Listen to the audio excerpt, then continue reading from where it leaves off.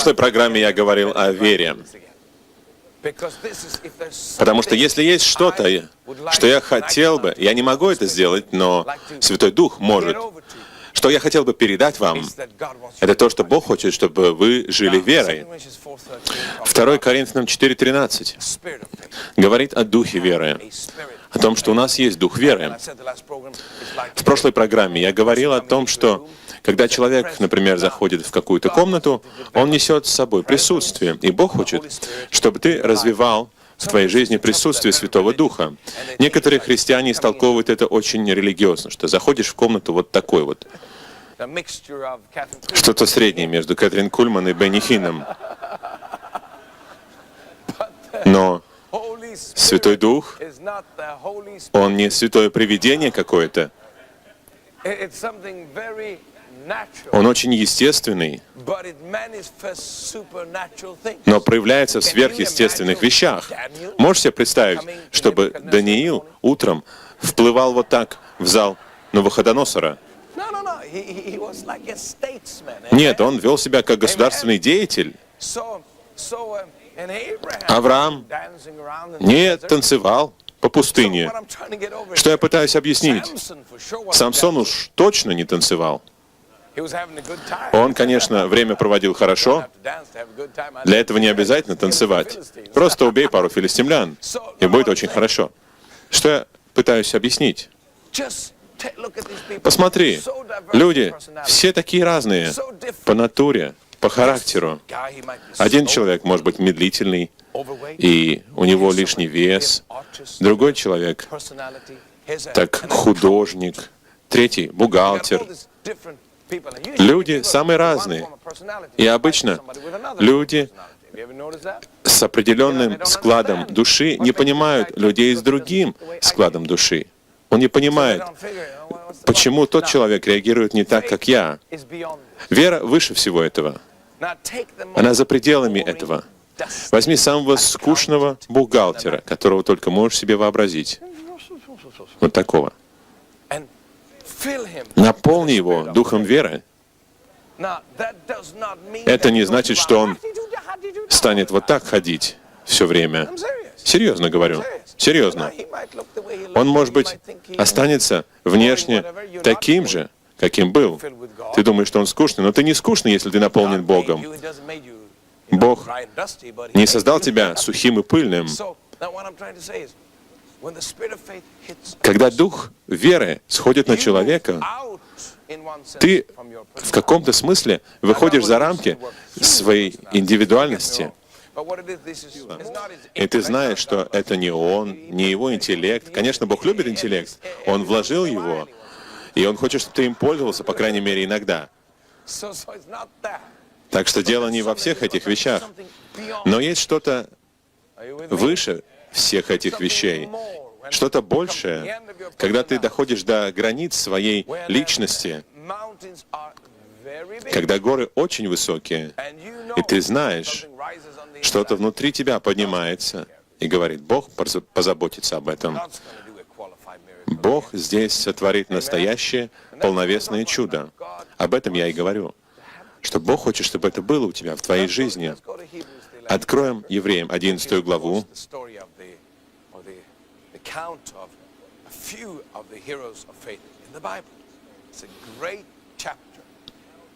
Это рассказ о некоторых библейских героях веры. Это прекрасная глава.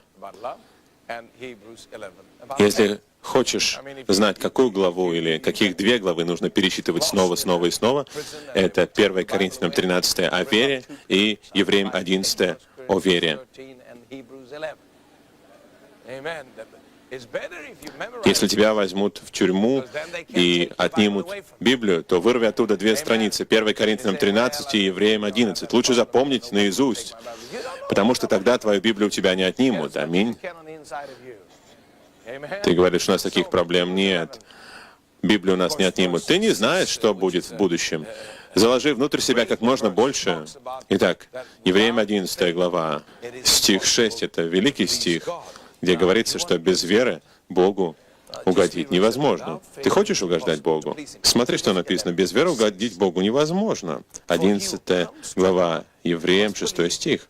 «Ибо надобно, чтобы приходящий к Богу веровал, что Он есть, и что ищущим Его воздает». В английском «вознаграждает усердно ищущих Его». И дальше рассказывается обо всех героях веры, об обычных людях, совершенно обычных людях. Помни это. Не святых, так как мы бы нарисовали этих святых. Они ошибки совершали. Авраам такие каши заваривал. Он врал, он делал самые разные дела. О Давиде уж и вообще не будем говорить о некоторых из его дел. И, пожалуйста, не используй сейчас Давида как пример, чтобы оправдывать грехи. «О, Давид это делал, и я тоже могу делать это. Аллилуйя». Тут никаких «аллилуйя» нет. В беду попадешь и не вылезешь из этой беды. Но все они были совсем не какие-то непогрешимые. Они совершали ошибки, и ты тоже будешь их совершать, и уже совершал некоторые ошибки. Аминь. И все-таки они прошли свой путь до конца. Если оглянуться на их жизнь, они оставили в истории след навсегда.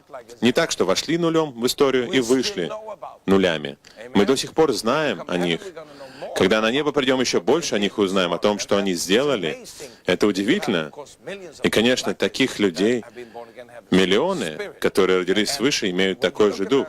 Когда ты смотришь в их жизнь, все вокруг них изменялось. Они, конечно, сами менялись от славы в славу. Ты хочешь, чтобы вокруг тебя все изменялось? Аминь. И есть только одно, что может это сделать. Библия говорит, что это вера. 7 стих. «Верою Ной, получив откровение о том, что еще не было видимо, благоговея приготовил ковчег для спасения дома своего. Ею осудил он весь мир и сделался наследником праведности по вере». Итак, что сделал Ной? Он получил слово от Бога. «Построй ковчег». Это, в принципе, то, что Бог ему сказал. Бог не так уж много сверх этого сказал ему. На основании этого слова он работал для Бога около 100 лет. Скажем так, мы знаем, что Библия говорит, что вера от слышания, а слышание от Слова Божьего. Итак, вера зажглась в твоем сердце. Ты спросишь, как мне получить дух веры? Он приходит от присутствия Господня, так что тебе нужно быть в присутствии Божьем. Очень часто мы входим в присутствие Божье,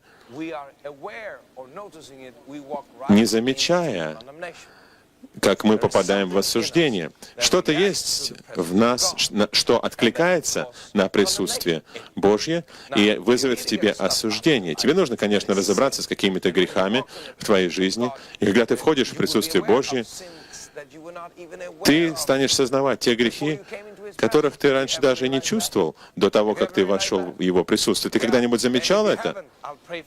Если нет, то я помолюсь за тебя, и ты очень быстро поймешь, о чем идет речь. И это не осуждение такая вещь, а обличение это.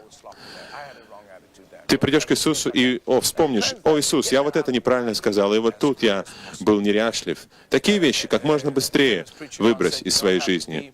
Знаменитый проповедник один сказал: тебе не нужно жить в грехе дольше 5 секунд, потому что на то, чтобы сказать «Иисус, прости», нужно секунд 5, не больше. Это начало. И именно здесь большинство христиан застревают. И тогда придет дьявол, религиозные духи и осуждение, чтобы утянуть тебя из присутствия Божьего, обвиняя тебя в таких вещах, которых ты даже и никогда и не совершал. И ты не будешь чувствовать себя хорошо, спокойно, уверенно в присутствии Божьем. Я не буду сейчас подробно говорить об этом. Вот почему тебе нужно утвердиться в откровении о праведности. Праведность даст мне свободный доступ благодаря крови Иисуса в тронный зал Бога. Аминь. Так что, когда я буду входить, все равно, что мои дети, я уже об этом говорил, дети приходят на кухню и не говорят: «О, Отец, Святой Отец, склоняемся перед Тобой. Можно крошечку хлеба нам?» Ни один из моих сыновей никогда так не говорил. Иногда я бы хотел, чтобы они так говорили со мной. Но они так не разговаривают со мной. Они даже не спрашивают меня.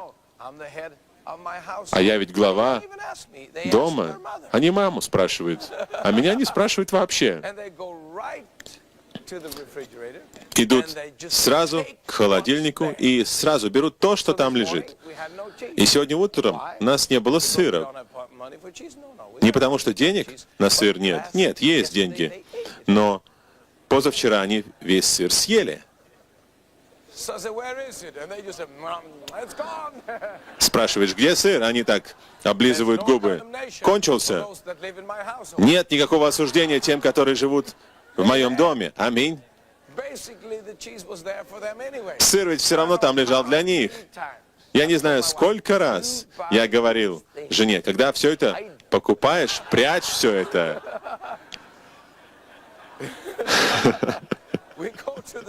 Мы идем в магазин, я говорю, о, вот это хочу, вот это хочу, вот это хочу. Покупаем все, кладем в холодильник.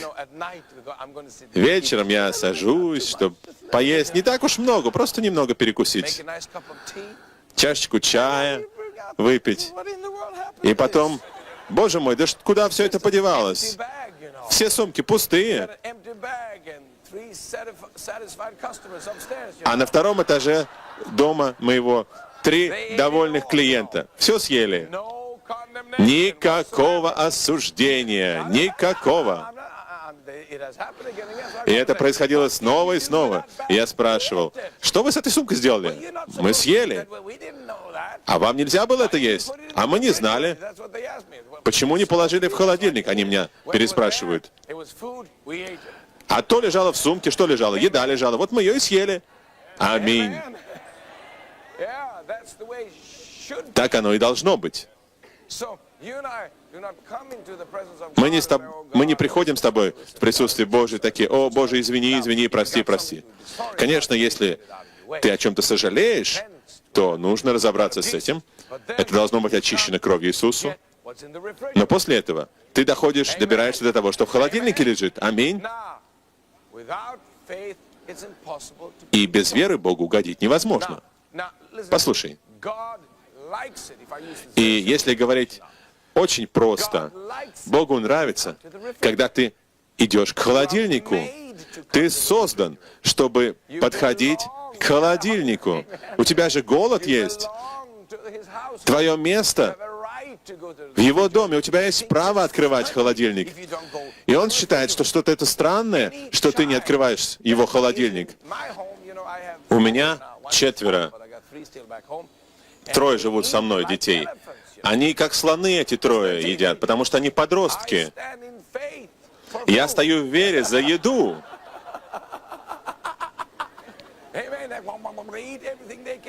Съедают все, что увидят. Могут сюда позвонить и сказать, папа, холодильник пуст, что делать? Я говорю им, брат, имей веру.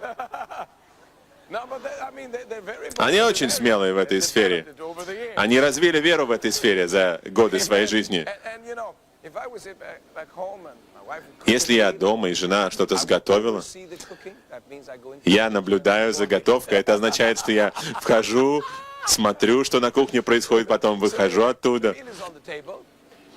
Короче говоря, стол накрыт, садимся кушать, и один из моих детей не ест. Ты что, не хочешь есть? Ну, не то чтобы я голодный, просто так, немножко хочу, но вообще я недостоин, чтобы есть. Мне бы это не понравилось. Я бы ему сказал, ешь, что мама сготовила. А мне этот кусочек не понравился. Ну и что, все равно ешь. Сготовили? Ешь. В любом случае, когда человек какой-нибудь не берет то, что на столе, тебя это огорчает. Может быть, вы бывали на таком ужине. Всегда есть такой человек, который говорит, ой, извините, я пощусь. Или я на диете, они говорят. Не говорят, что постятся, говорят, что они на диете. И берут 2 кусочка и полстаканчика воды. И мы говорим либо о духе веры, либо о духе осуждения. И тут, в таком случае, дух осуждения сходит на все это место. Все хотят есть, но никто не рискует есть. я тоже на диете. Нет, они не на диете ни на какой, они просто чувствуют осуждение. И отсюда происходит такое неправильное присутствие, атмосфера неправильная. Если ты сготовил еду, ты хочешь, чтобы люди поели ее, это есть в тебе такое желание? Без веры Богу угодить невозможно. И в моей жизни есть такое, что Богу не нравится. Ты следишь за мной, Ему это не угодно. Неверие, когда ты не протягиваешь руку, когда ты не ожидаешь, когда ты не берешь. Богу это не нравится. И христианская религия отнимает радость, которая лишает тебя уверенности, которая лишает тебя смелости, которая лишает тебя инициативы, приключения, всего лишает тебя. И у тебя кучка людей, которые сидят, смотрят молча, в осуждении, потому что если ты не начнешь двигаться в вере, я говорил, что можно, конечно, выглядеть как бухгалтер, не обязательно выглядеть как поп-звезда. Но внутри у тебя должен быть дух веры, который будет запускать тебя в потрясающую жизнь. Если этого нет, то ты в расстройстве. И это расстройство, это разочарование. Богу не угодно. Богу не угодно. Не угодны такие вещи, как страх. Богу это все не угодно. Если Богу это не угодно, если Бог хочет дать тебе 100 вещей, и ты хочешь взять только одну, Богу это не нравится. Если ты посмотришь на это с Его точки зрения, Бог хочет, чтобы ты достиг народа, а ты не хочешь вообще никого достигать. Богу не угодно это. Бог хочет дать тебе твое благословение. Он хочет совершить чудеса в твоей жизни, убрать из нее препятствия, а ты не думаешь, что Он желает или может. Богу не угодно это. Послушай, это оскорбление для Божьего характера, когда мы говорим: я не верю, что Бог может это сделать. Я не знаю. Послушай, это очень важно. Противоположностью веры, мы говорим, является страх. Я бы сказал, противоположностью веры является эгоизм. И страх и эгоизм — это одно и то же. Чего ты боишься? Я боюсь за свою репутацию. О чем ты боишься? Я боюсь за будущее. А почему ты боишься за будущее? А может быть, оно будет не таким, как мне оно представляется. Весь страх сводится всегда к «я», а вера всегда сводится к Богу. Итак, страх, который производит осуждение, разочарование, смущение, поражение, все что угодно. Все эти страхи начинаются с эгоцентризма. Неудивительно, что Богу все это не угодно. Вера начинается с Бога. Я верю в то, что ты можешь сделать все, что угодно. Ты такой великий. Вот смотри, маленький ребенок, и у него старший брат. Или он любит своего папу. У меня дети были когда-то маленькие, теперь они уже большие. Что-то произошло, когда они подросли. Они поняли, что я не все умею делать. И теперь им нужно помогать папе, который иногда не может разобраться в компьютере. И я зову: «Эй, Бенджамин, иди, помоги». «О, я тебе уже 300 раз помогал. Смотри, что, не помнишь, как это делается?» Вот так, раз, и все сделал. Я говорю: «А ты помедленнее не можешь и еще объяснить мне?» «Да смотри, все так просто». Он не всегда был такой. Когда-то он был совсем другой. Он думал, что я могу все, что угодно сделать. Приходил такой: «Папа, сделай вот это, и вот это сделай». Конечно, мне приходилось все это делать. Я должен был показывать, что умею все.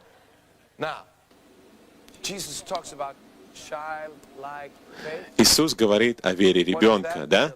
Что это такое? Маленький ребенок приходит как к старшему брату или как к отцу. Сделай. Верит, что Бог может сделать все. И знаешь, что Бог делает, когда Он слышит этого ребенка? Ты прав, я могу сделать все, что угодно. Я знаю, что ты можешь все угодно. Да, я могу сделать все, что угодно. Но в библейских богословских исследованиях я читал, что ты на самом деле не всемогущий. А это тебе кто сказал?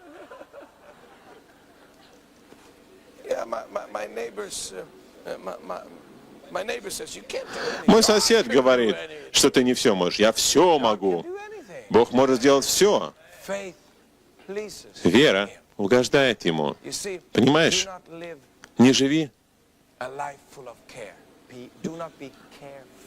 жизнью полной забот. Будь без забот. Брось себя. Может быть, вы такой настоящий англичанин. Брось себя в жизнь. А если упаду? Ну, наверное, упадешь, конечно. Но Бог никогда не подведет. Так нельзя говорить. Люди могут ввязаться в самые разные дела. Но, конечно, сначала спроси Господа, а потом уж ввязывайся. Одно слово от Бога. Иной работал 100 лет и спас и себя, и еще несколько человек, и весь мир спасся через него, благодаря одному слову от Бога. Построй ковчег. И Ной бросился в эту работу и не усомнился в том, что Бог сказал. Хотя это и выглядело смешным, но это было истиной. Это и есть вера. Когда ты соединяешь свое сердце с тем, что Бог говорит, хотя у тебя и нет силы, ты понимаешь, о чем я говорю. Физически, по-человечески у тебя нет силы. Эта сила придет к тебе, и потрясающие вещи произойдут через твою жизнь. Вера сдвинет горы. Мы могли бы часами об этом говорить. Это так важно, чтобы ты взял это в свой дух. 2 Коринфянам 4:13 говорит, что у нас есть дух веры. И Евреям 11 глава говорит о том, что без веры угодить Богу невозможно. Большинство христиан говорят, у меня такой веры нет, так что и пытаться нечего. Это так странно, так смешно, как если бы маленький ребенок, не умеющий ходить, сделал бы первый шаг, споткнулся бы на пороге, упал бы и всю оставшуюся жизнь лежал бы и говорил, я больше не буду ничего пытаться, я уже пытался. Я уже пытался, говорят многие христиане, пытался практиковать всю эту веру, и ничего не получилось. Знаешь, что ты делаешь? Ты оскорбляешь Всевышнего Бога. Так глупо. О, я попробовал использовать ноги, и ноги не ходят, потому что однажды попробовал их применить, они не несут меня по жизни. Богу это не угодно. Твоя вера работает. Она работает. Некоторые люди понимают это все неправильно и так эмоционально начинают говорить «вера, вера, вера». Или они очень волевые, и они говорят «вера, вера, вера». Или такие интеллектуалы, они говорят так «вера, вера, вера». Понимаешь, вера не от души. Она изменит твою душу, это точно. Вера от духа. Она от сердца. Можешь выглядеть сухим бухгалтером, можешь быть таксистом, можешь быть профессором, можешь петь в хоре, можешь быть кем угодно. Как самым обычным человеком можешь быть. Большинство людей, они самые обычные. И Богу нравятся обычные люди. Вот почему нас так много. Тебе не надо быть суперзвездой, тебе не надо быть суперпроповедником, не надо быть художником, поп-звездой, певцом, знаменитостью. От всего этого нам нужно избавиться. Это работает для всех. Аминь.